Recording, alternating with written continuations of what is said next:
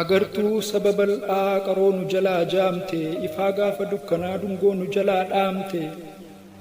gaafan waa'ee kee yaadu nan dadhaba miira koo maal jedhee jalqaburee anaa nyaatu dhiira koo asnuuf deebita seenee nutoo ilaallaa karaa waggaa lama maaf turte nutti jabaattee garaa sabna soo yaada keetiin boo'uu imimmaan cobsee kee garaan akkamittiin waggaa lamaaf nu obsee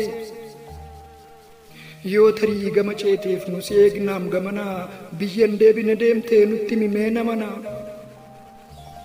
beellama nu qabsiiftee nuun jechuuf maal mallisaa faana kee dhabamsiiftee maaf filatte callisaa halkanitti gaaf sanaa gaaf nu manaa baatu ni beekta turee tarii sabaa fakkaarsaa taatu biyyan hin gallen deema achiin argadhu silkii nagaatti yaa ilmaan koo wabii giiftiif milkii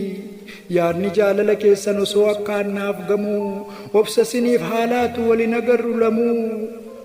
danda'ee nan deebisu iyyee maraatus biyyuu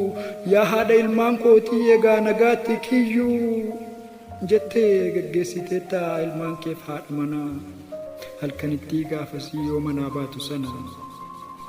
harmee fi abbaa kan kee hundeessaa fi guddattu nagaatti dhaammatteettaa maatii kan kee hundattu moo jarris akka tasaa of biraa si dhabanii gadda bara baraatiin naasuun onnee cabanii umurii siif kadhataa du'a kan kee dhageessee akkam taatiree yoona garaan harmee si deessee naguma biraa baate isheen odeessee ciiftii akkam haa ta'u garaan haadha wabii fi giiftii ilmaan kan kee kichuu dhungattee haammattee gaarii tureeyyuum hacee osoo nagaa dhaammattee garuu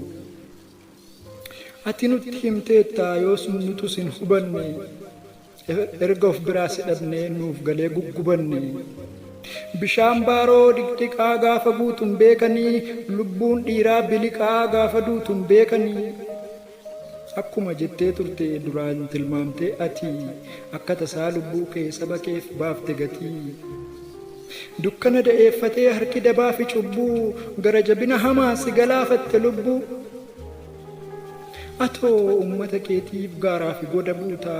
badii tokko maleessaa hacee akkamiin duuta har'allee abjuun seeyaa anoo du'a keen shakkaa jirtuu nuun hin jettuuree hace dhuftee gaaf takka burqaa keetu mirgisaa bara baraan hin bu'u hace duuta hin jedhu eeyyee gootni hin du'u gootni lammiif dhalate saba isaaf lubbuu laata maqaatu biyyee oli bara baraan jiraata atis goota hordoftee xurree goototaa dhaalte saba keef wareegamtee jiraadu irra caalte hacee ati hin duune saba keef taate aarsaa seenaa hin duune qabda dhalootatu si faarsa gootummaan oromummaa osoo qabaate bifa suma akka fakkaatu hunda keenyaaf ifa seenaa gola dhokate soqxee golaa baafteetta faajjii tokkummaa sabaa addunyaatti ol kaafteetta dhugaa sabaa dubbattee sirbitee geggeerartee fira kee onnachiiftee diina immoo wewweerartee seenaan ati dalagde adadan qabu dhuma hojii hin duune qabda jiraataa bara kuma dhiibbaan isatti cimee gammachuunis lagatu sabnati wareegamteef sin daganne hin dagatu gungummii garaa keenyaa fuularraa nu hubattee ati dungoo nuuf taatee ofii keetiif gubatte seenaa kee barreessina yoo dadhabnellee sirbuu galfata kee baadhanna boonka hin nyaannu irbuu oolee bubbulus tarii mijachuu didee haalli dhalootnati oomishte kaayyoo kee galmaan ga'uuf sirkaa fuudheera baalli dukkana dahatanii sirratti bobba'anii warra gara jabinaan xobbeessi xobba'anii haqa dhiiga qulqulluu ni kaffalchiif nagatii siidaa nu keessaa qabda hacee hin duune ati gootummaa kee lallabna seenaa keetiin dhaadanna waggaa lakkoofnee miti nu yoomuu si yaadanna yaadannoo Haacaaluu Hundeessaa waggaa lammaffaaf Riyaad Raayaatiin